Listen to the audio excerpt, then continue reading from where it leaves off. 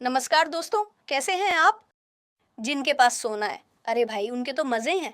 सोने में तो 25% की वृद्धि हुई है।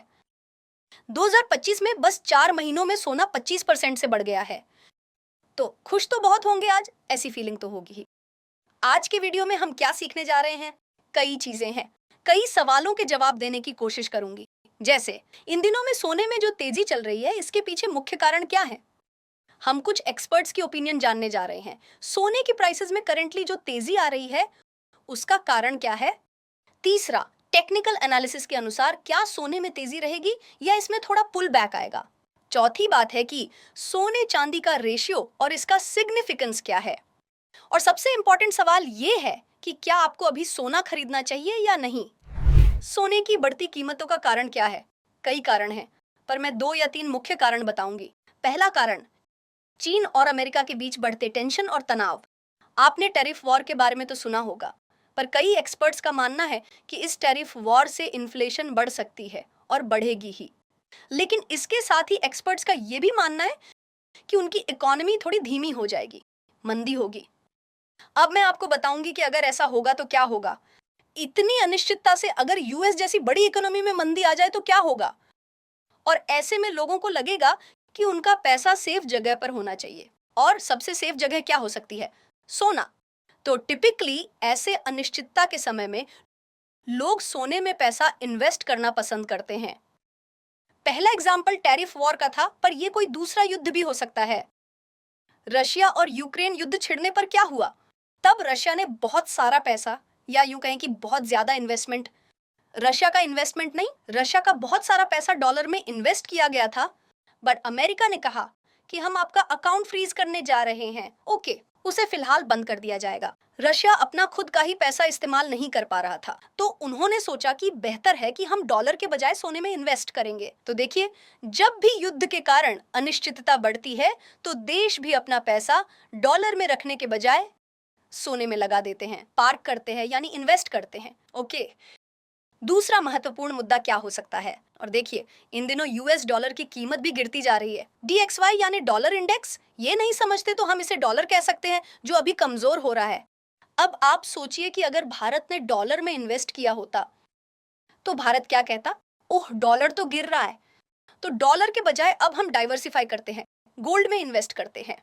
अगर डॉलर का भाव गिरे तो हमें इससे कोई प्रॉब्लम नहीं होनी चाहिए। तो ऐसे केस में सोने की मांग बढ़ जाती है और सोने की कीमत बढ़ जाती है। ओके, अब हमने 3 इंपॉर्टेंट कारण देखे हैं। पहला कारण था टैरिफ वॉर, और टैरिफ वॉर का एक एग्जाम्पल यूएस और चीन के बीच था। दूसरा कारण रशिया और यूक्रेन का युद्ध था। मैंने कहा, जैसे जैसे दोनों में अनिश्चितता बढ़ेगी, सोने की मांग बढ़ेगी, मांग बढ़ने पर कीमतें बढ़ेंगी।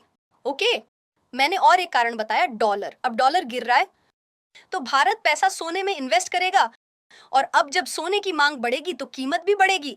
एक और बात यह है, जैसे हम लोग सोना खरीदते हैं, वैसे ही एक देश भी सोना खरीदता है। चाहे चीन का सेंट्रल बैंक हो या रशिया का सेंट्रल बैंक, भारतीय रिजर्व बैंक भी खूब सोना खरीद रहा है। तो फिर अगर मांग बढ़ेगी तो भाव भी बढ़ेगा, कीमत बढ़ेगी। इनफैक्ट अब चीन में एक नियम बना है कि उनकी जो इंश्योरेंस कंपनियां हैं, ये इंश्योरेंस कंपनियां अपने एसेट्स अंडर मैनेजमेंट का 1% तक सोने में इन्वेस्ट कर सकती हैं। और ये कितना है? बहुत ज्यादा है। अराउंड 27.4 अरब डॉलर हैं। ये इन्वेस्टमेंट इतना ज्यादा है। मुझे बताओ, इन सब से क्या होने वाला है? इससे सोने की मांग बढ़ेगी और इससे कीमत भी बढ़ेगी। ऐसी कई चीजें हैं जो सोने की कीमत बढ़ा रही हैं। लेकिन एक्सपर्ट्स की क्या राय है? क्या सोना बढ़ता रहेगा या कम भी होगा? देखते हैं। गोल्डमैन सैक्स एक बड़ी रिसर्च फर्म है। उनके अनुसार सोने की कीमत $3100 तक पहुंच जाएगी, या फिर वो पहले ही जा चुकी है। अब कह रहे हैं कि ये टारगेट थोड़ा बढ़ा रहे हैं। $3300 पर आउंस का गोल रखा था और वो आ चुका है। सोना फिलहाल $3325 पर आउंस पर चल रहा है। ओके, अब वो कह रहे हैं कि 2025 तक सोना $3700 पर आउंस तक जा सकता है। उनका मानना है कि इस समय अनिश्चितता बहुत ज्यादा है और ये और बढ़ेगी। एक बात याद रखो, गोल्डमैन सैक्स के एक्सपर्ट्स के अनुसार 2025 के अंत तक सोने में 11% की वृद्धि होगी। यूबीएस और बैंक ऑफ अमेरिका का टारगेट $3500 है। यहाँ से 5% की वृद्धि होगी तो डॉलर पर आउंस भूल जाओ। गोल्डमैन सैक्स 11% और यूबीएस और बैंक ऑफ अमेरिका कहते हैं 5% से बढ़ेगा। जेपी मॉर्गन के अनुसार 2025 के अंत तक कीमत में 19% की गिरावट आ सकती है और मॉर्गन स्टैनली कहते हैं कि 2025 के अंत तक सोना 7% से गिरेगा। ये तो फिरंगों की बातें। अब देखते हैं हमारे देसी एक्सपर्ट क्या कह रहे हैं। एक्सिस के अनुसार सोने में 10% की गिरावट आएगी अगले 1 से 1.5 साल में। मोतीलाल ओसवाल कहते हैं कि सोना 10% से गिरेगा। कई लोग मुझसे पूछ रहे हैं, अरे रचना मैडम आप तो एक्सपर्ट हैं, बताइए आपकी क्या ओपिनियन है कि सोना ऊपर जाएगा या नीचे जाएगा। अरे इतने महान लोगों ने अपनी राय दे दी है, जैसे कि JP Morgan, Morgan Stanley, Goldman सैक्स, और सभी की राय अलग अलग है। तो मेरे लिए प्रेडिक्शन जोन में जाना मुश्किल है ना। पर हम क्या कर सकते हैं, हम इसका अभ्यास कर सकते हैं। आपने टेक्निकल एनालिसिस अवश्य सीखा होगा, ये हमारी वेबसाइट पर है, rachnaranade.com पर है। क्या हम टेक्निकल एनालिसिस कोर्स में सीखी गई बातों के आधार पर प्रिडिक्शन कर सकते हैं? चलो देखते हैं अगले भाग में।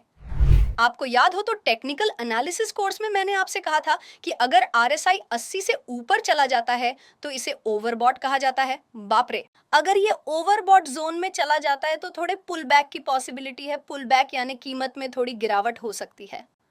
अब मंथली चार्ट देखते हैं और देखते हैं कि मंथली टाइम फ्रेम में आरएसआई कितना है। सोने का आरएसआई कितना है? 85.77 है। ये बहुत ज्यादा है।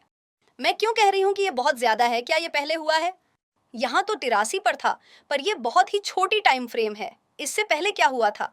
अगस्त 2020 में ये 84 था और देखिए तब से ये गिरता रहा और फिर ये लगभग 41 पर आ गया है। ओके, अब मैं यहाँ ऑल्ट प्लस वी करूंगी और अब ये कितना है? लगभग 84 या 85। अब इन दो टाइम फ्रेम्स के बीच क्या हुआ? जब वो 85 से नीचे चला गया तब देखिए सोने की कीमत में 20% की गिरावट आई थी। ओके, अब वो इस ऊंचाई पर फिर से पहुंच गया है। एक और जगह पर देखते हैं, ये यहाँ कितना था? मैं जानती हूँ ये बहुत पुराना डेटा है। यहाँ ये 80 के आसपास था। यहाँ से यहाँ तक ये वापस नीचे आ गया है, फिर से 40 से कम है। आइए देखें कि यहाँ से सोना कितना नीचे आया था और फिर यहाँ से सोना बहुत नीचे आ गया। यहाँ तो सोने की कीमत 35% गिर गई है। बाप रे, ये तो बहुत ज्यादा है। पर फिर भी हम इससे क्या सीखते हैं?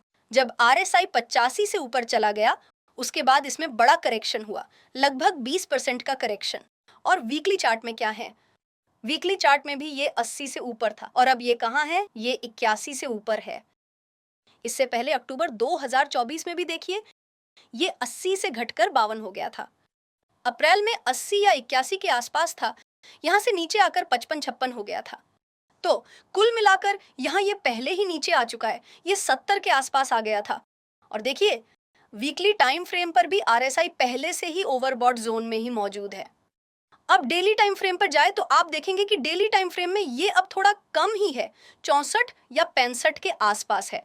पर मैं हमेशा मल्टी टाइम फ्रेम एनालिसिस की बात करती हूँ, सिर्फ डेली, वीकली या मंथली एनालिसिस नहीं देखते।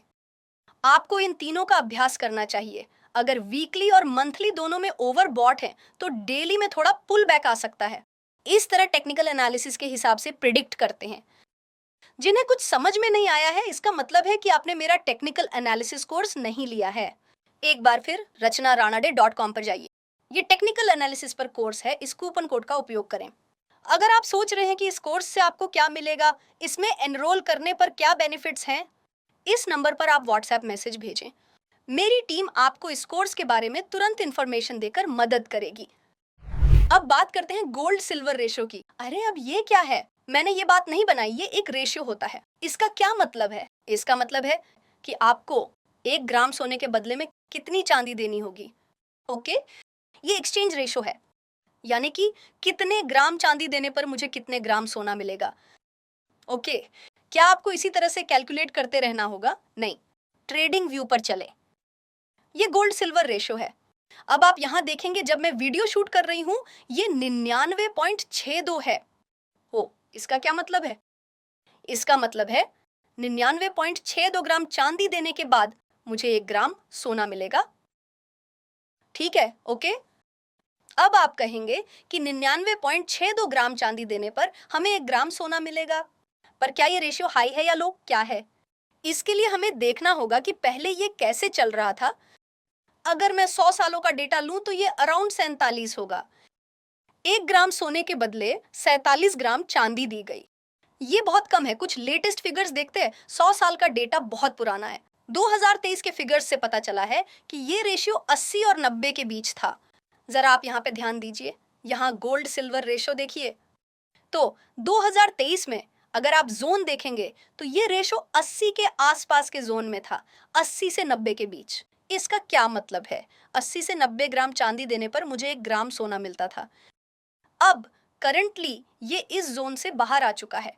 अगर आप देखेंगे तो ये 80 से 90 को पार करके 99.62 पर है। फिर भी हमें मंथली चार्ट पर बड़ी विक दिख रही है और वहां से ये तेजी से नीचे उतरा हुआ है। इससे पहले क्या हुआ था आप यहां देखिए, कोविड के दौरान, और यहां पर कोविड के दौरान आप देखेंगे कि मार्च में ये हाईएस्ट पॉइंट था और उसके बाद मार्च से अगस्त तक, अरे बाप रे, और यहां ये कितना दिखाई दे रहा है, और अगस्त में ये 126 से सीधे 70 पर पहुंच गया। अब ये एक बहुत ही इंपॉर्टेंट मुद्दा है, ध्यान दें। जब गोल्ड सिल्वर का रेशियो 100 से ऊपर चला जाता है तो दो पॉसिबिलिटीज होती हैं, या तो सोना ओवर वैल्यूड है या फिर चांदी अंडर वैल्यूड है। मैं फिर से कहती हूं, जब सोना और चांदी 100 से ऊपर जाएंगे तो फिर कुछ तो बदलेगा। या तो सोना ओवर वैल्यूड है तो नीचे आएगा, एक पॉसिबिलिटी है, और पॉसिबिलिटी नंबर 2, क्योंकि चांदी अंडर वैल्यूड है तो ये बढ़ेगी। दोनों पॉसिबिलिटीज हो सकती हैं। तीसरी पॉसिबिलिटी ये हो सकती है कि चांदी बहुत ही अंडर वैल्यूड है, सोना ओवर वैल्यूड है, इसलिए इसमें मामूली तेजी होगी, चांदी में बड़ी तेजी देखने को मिलेगी। अब आइए इस टाइम फ्रेम पर नजर डालें। 20 मार्च से 20 अगस्त के बीच गोल्ड में क्या हुआ, मंथली चार्ट पर एक नजर डालें। ओके, और आइए इस टाइम फ्रेम में देखें 20 मार्च, और ये 20 मार्च कहाँ है, कहाँ पर है 20 मार्च, यहां मिल गया। 20 अगस्त तक चलते हैं और यहां पर अगर हम देखेंगे तो सोने में अराउंड 25% की वृद्धि हुई है। और सिल्वर में क्या हुआ, तो 20 मार्च तक चांदी में क्या हुआ था, मार्च 20 से अगस्त 20 तक, अरे चांदी में 100% से ज्यादा की तेजी है।